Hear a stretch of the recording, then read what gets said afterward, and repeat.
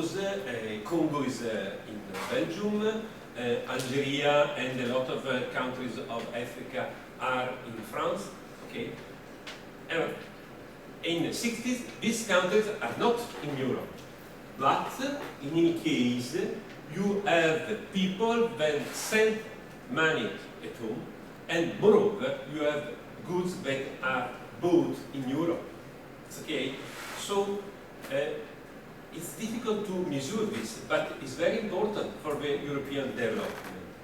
And the other things important is the alternative, because what happens and what is possibility. Because Europe also thought the solution. I explained there are no money for countries, but in the past this money exists because some taxes were brought by great factories in coal, in steel, and with this money I can build house. Okay? Well, during the crisis, the idea is I can bring the money in another side. Where? In the finance. So the idea was before the Tobin tax. Okay? Before the idea of the Tobin tax, the idea was I bring in the tax in the finance, because the finance has less problem than other, because inflation is not so important, because you receive money for commission. The commission is in proportion. So if you have a devaluation, in any case you receive money. Okay? So the idea was I can find money, I can find some money, and I can use. And it is interesting that this did not arrive, and also that this one of the problems is the presence of United Kingdom. It's okay, because finance is very important for United Kingdom. It's okay.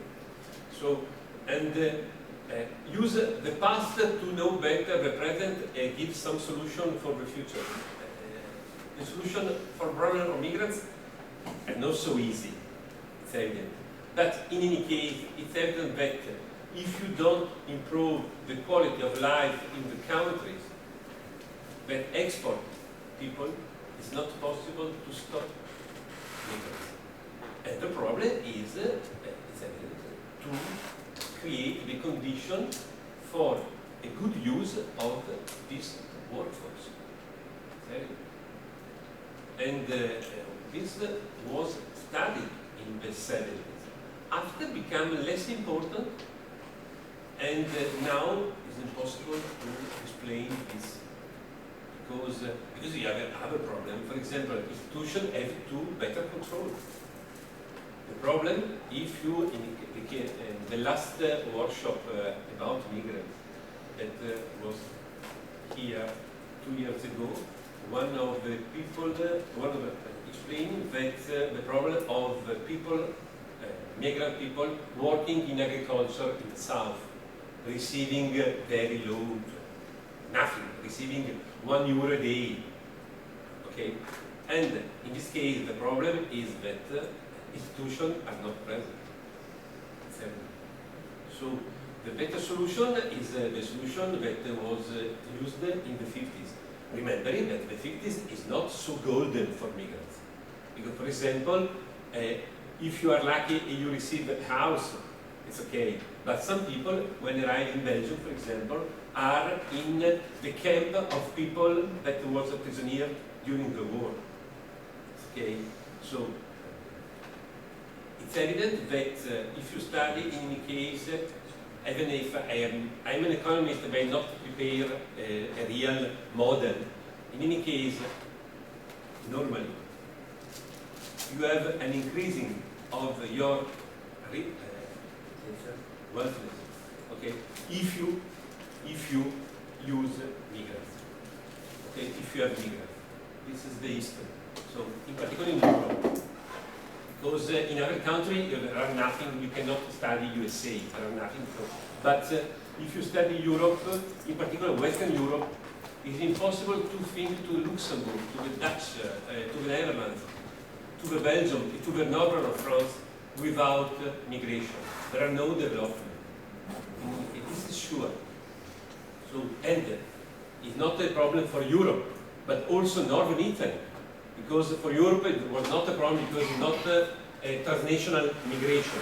Makes evident that my town, Brescia or Milan, are not so important without migration from people coming from the south.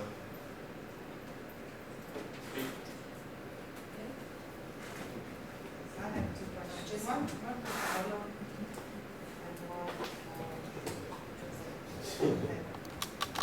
Paolo, thinking about the fact that when we had the European Home Institute, you said the building of some houses was provided by the European government. We did it also in Belgium.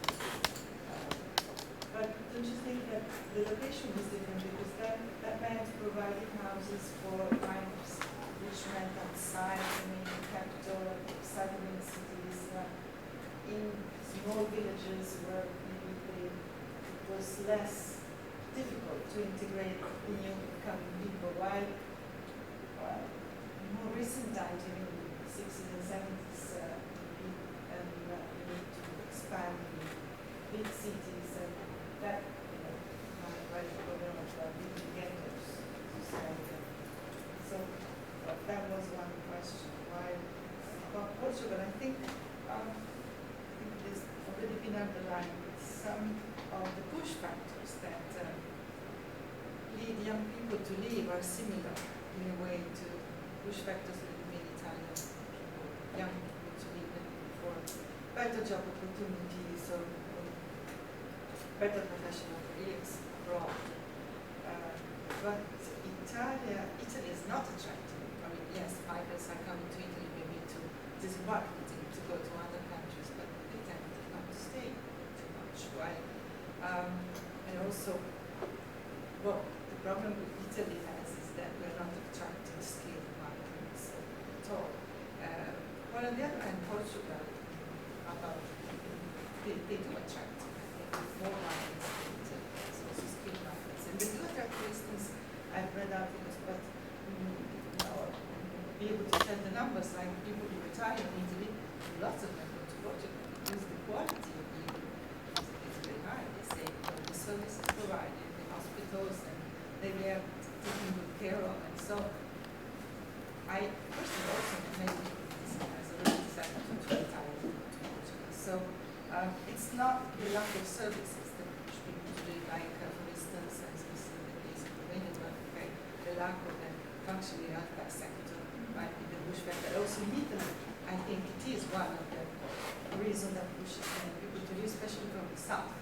Might be that the lack of a good health system. Like in Sicily, we had introduced in Sicily a colleague of mine, and people were asked which is the best hospital in Sicily, and the answer was 90% of the time the airport, because it took the plane to go north to come to Emilia-Romagna, for instance, which is a very good healthcare system, or Veneto, or Lombardia, which has the three regions which are the best healthcare system. So these are the questions.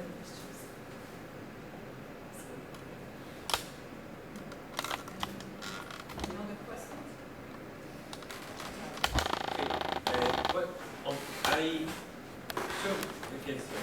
It is really the best solution is to create small village in another village. So, and when you create in Borinage, is the region where ECNC create villages in Belgium, you have the possibility to integrate, even if you have some problem in any case.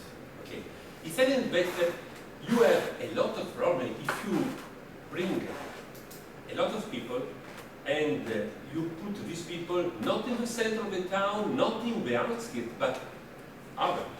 For example, in the Bayeux in Paris. So a lot of kilometers out of the center of the town. Okay. And so I think that it was easier when you have only two sectors. But after it was a mistake to create really some ghettos, even if Europe suggested to follow another solution. The other problem is in 70s a change a progressive change in immigration. It is the first wave was white, or in any case with Christian culture, even if black. If you think people coming from Congo is Catholic, it's okay, or Rwanda or Burundi, or coming from Portugal colonies. So, and after you have at the end, in particular in France, okay, arrived from Maghreb to Islamic. But the real problem is in the 70s, because a lot of countries, Belgium and France in particular, stipulate particular agreements with Saudi Arabia that allow to have more Islamic migrants when you stop the other. And moreover, the great problem is that I am not a sociologist, but in the history, you noted that the integration of Islamic people is more difficult than other people. This not means that that is not possible. It's more difficult. In Brussels, you have no Italian quarter. You have no Congolese, okay, a quarter of people coming from Congo. But you create now, in Dagestan, that is in Molenbeek and Saint-Jos, a quarter of Islamic people. But in this case, the problem is another. That is that when municipalities did not control the organization, they create a ghettos. Not a ghetto as in France in the outskirts, but in this case in the center of the town. The solution, paradoxically, the solution of Europe, small villages, small house in other quarters, was perfect. Because you build 15 houses in a village where there exist other 150. So you have 10% of new migrants. This is perfect for entry. There are no great problem. It's not a ghetto because it's too little to be a ghetto. But it's easier to be an historian and explain the mistake of others. Okay, so it's a very good question, and to give you a very simple and maybe populist answer is because we have a left-oriented government and you have a right-oriented government. So politics are doing something for the country in the last couple of years, and the situation of the economy is really improving in different sectors, like tourism. We had a boom in tourism, we are still having a booming in tourism. So we jumped from 20 million tourists a year to almost 40 million tourists a year. So it's really a crazy boom. And we needed migrants for the tourist industry. Who could be these migrants? Well, migrants from Brazil, because they speak already Portuguese language, they can learn English very easily, they can enter the labor market immediately. So this was one part of the solution. Then the crisis was in fact an opportunity for Portuguese companies, because some of the exporting products were no longer possible to export. They need to choose new markets and new products. So they did this switch from traditional industry to new kinds of production, like software industry. And Portugal also have tried to attract what is called in the economy the near-shore economy. So research and development centers for the big cities are for Lisbon and Porto, engineers for developing software. And as some of our engineers had moved to England, it was possible to attract foreign engineers to Portugal. So this is another part of this line of the rebuilding the economy. And in fact, in 2013 we had 20% of unemployment, and this year we had the lowest level of unemployment in the last 30 years. So it's like 15% drop in the unemployment rate from 20% to 6%. So it's in 5 years. So it's really very fast. It was really very fast. We, as a social scientists, we think this is a kind of bubble, and sooner or later will explode. But for the moment, true, the numbers are changing the landscape of the country, because we are attracting Italians to work in different sectors, like in new startup companies. Why they choose to go to Portugal? Because at the same time we have this fiscal system that if you are retired, you don't pay taxes for 10 years, and if you come from abroad, you don't pay more than 20% taxes for 5 years. So for a young engineer, it's better to move to Portugal and to pay 20% of his salary than to stay in France and to pay 42%. Because we can add to the tax regime good food, cheaper than in France, good beaches where you can go all over the year, and this cluster of young people moving to the cities. So this is really, it's the momentum. It will not last forever, but for this moment, it's really a place to go. We had like 25,000 Italians moving to Portugal last year. It's amazing. Why to move to Portugal? We want to move to Italy. But it's because in this moment, it can be attractive for the young generation.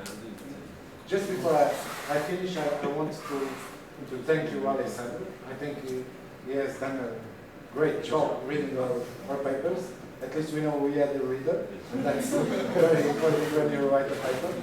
And listening to you, I was not sure if it was our paper or if you had some information on the paper, because you really did a great job.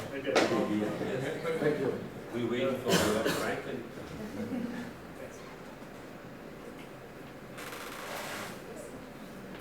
Close our session here. There's an aperitivo in the park before you go, if you want, and you can have some wine. It's around 6:30, so it should be. We right outside.